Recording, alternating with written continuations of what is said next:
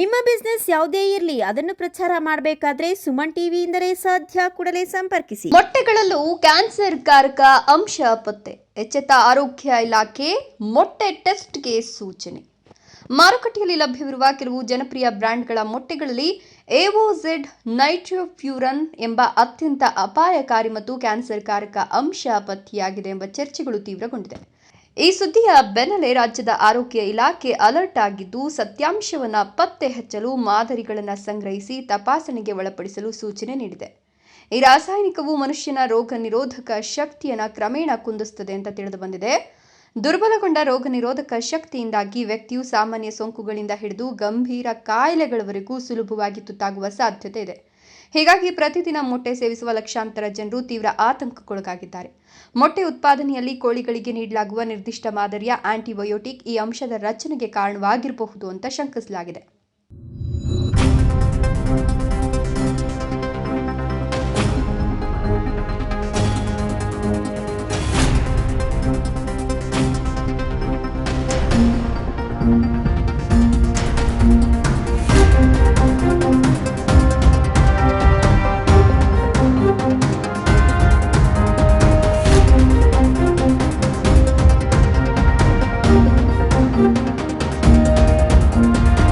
ಈ ಆತಂಕಕಾರಿ ಮಾಹಿತಿ ಹರಡುತ್ತಿದ್ದಂತೆ ರಾಜ್ಯದ ಆರೋಗ್ಯ ಮತ್ತು ಕುಟುಂಬ ಕಲ್ಯಾಣ ಸಚಿವ ದಿನೇಶ್ ಗುಂಡೂರಾವ್ ತಕ್ಷಣವೇ ಎಚ್ಚೆತ್ತುಕೊಂಡಿದ್ದಾರೆ.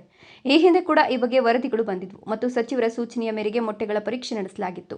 ಆದರೆ ಹಿಂದಿನ ವರದಿಯಲ್ಲಿ ಯಾವುದೇ ಅಪಾಯಕಾರಿ ಅಂಶ ಪತ್ತೆಯಾಗಿರಲಿಲ್ಲ ಅಂತ ತಿಳಿದು ಬಂದಿದೆ. ಆದರೆ ಇತ್ತೀಚೆಗೆ ವಿಷಕಾರಿ ಅಂಶ ಪತ್ತೆ ಕುರಿತು ಚರ್ಚೆ ಮತ್ತು ಆತಂಕ ಹೆಚ್ಚುತ್ತಿರುವುದರಿಂದ ಈ ವಿಷಯವನ್ನು ಗಂಭೀರವಾಗಿ ಪರಿಗಣಿಸಿದ ಸಚಿವರು ಹೊಸದಾಗಿ ಕಟ್ಟುನಿಟ್ಟಿನ ಆದೇಶ ನೀಡಿದ್ದಾರೆ. ಈ ಬಗ್ಗೆ ಪ್ರತಿಕ್ರಿಯೆ ನೀಡಿರುವ ಆರೋಗ್ಯ ಸಚಿವ, ರಾಜ್ಯದಲ್ಲಿ ಮಾರಾಟವಾಗುತ್ತಿರುವ ಎಲ್ಲಾ ರೀತಿಯ ಮೊಟ್ಟೆಗಳ ಮಾದರಿಗಳನ್ನು ತಕ್ಷಣವೇ ಸಂಗ್ರಹಿಸಬೇಕು. ಅವುಗಳನ್ನು ವಿಶ್ವಾಸಾರ್ಹ ಪ್ರಯೋಗಾಲಯಗಳಿಗೆ ಕಳಿಸಿ ಅವುಗಳಲ್ಲಿ ಎಒಝೆಡ್ ನೈಟ್ರೋಫ್ಯೂರಾನ್ ಅಥವಾ ಯಾವುದೇ ಇತರ ವಿಷಕಾರಿ ಅಂಶಗಳ ಇರುವಿಕೆಯ ಬಗ್ಗೆ ಕೂಲಂಕುಷವಾಗಿ ಪರೀಕ್ಷೆ ನಡೆಸಿ ತಕ್ಷಣ ವರದಿ ನೀಡುವಂತೆ ಅಧಿಕಾರಿಗಳಿಗೆ ಸ್ಪಷ್ಟ ನಿರ್ದೇಶನ ನೀಡಲಾಗಿದೆ ಎಂದರು. ಸಚಿವರು ಈ ವಿಷಯದ ಗಂಭೀರತೆಯನ್ನು ಒತ್ತಿ ಹೇಳಿದ್ದು, ಇದು ರಾಜ್ಯದ ಜನರ ಆರೋಗ್ಯಕ್ಕೆ ಸಂಬಂಧಿಸಿದ ವಿಷಯವಾಗಿದೆ ಅಂತ ಸ್ಪಷ್ಟಪಡಿಸಿದ್ದಾರೆ. ರಾಜ್ಯಾದ್ಯಂತ ಮೊಟ್ಟೆಗಳ ಮಾದರಿ ಸಂಗ್ರಹ ಕಾರ್ಯಾಚರಣೆ ನಡೆಯಲಿದೆ. ಒಂದು ವೇಳೆ ಈ ಪರೀಕ್ಷೆಯಲ್ಲಿ ಯಾವುದೇ ಜನಪ್ರಿಯ ಅಥವಾ ಸ್ಥಳೀಯ ಬ್ರ್ಯಾಂಡ್ಗಳ ಮೊಟ್ಟೆಗಳಲ್ಲಿ ಕ್ಯಾನ್ಸರ್ ಕಾರಕ ಅಂಶಗಳು ನಿಜವಾಗಿಯೂ ಪತ್ತೆಯಾದಲ್ಲಿ ಅಂತಹ ಮೊಟ್ಟೆ ಉತ್ಪಾದಕರ ವಿರುದ್ಧ ಸರ್ಕಾರವು ಕಠಿಣ ಕಾನೂನು ಕ್ರಮ ಕೈಗೊಳ್ಳಲಿದೆ, ಯಾರನ್ನೂ ಬಿಡೋದಿಲ್ಲ ಅಂತ ಎಚ್ಚರಿಕೆ ನೀಡಿದ್ದಾರೆ. ಸ್ವಾಗತ್, ಗೌರಿಬಿದನೂರು, ಸುಮನ್ ಟಿವಿ.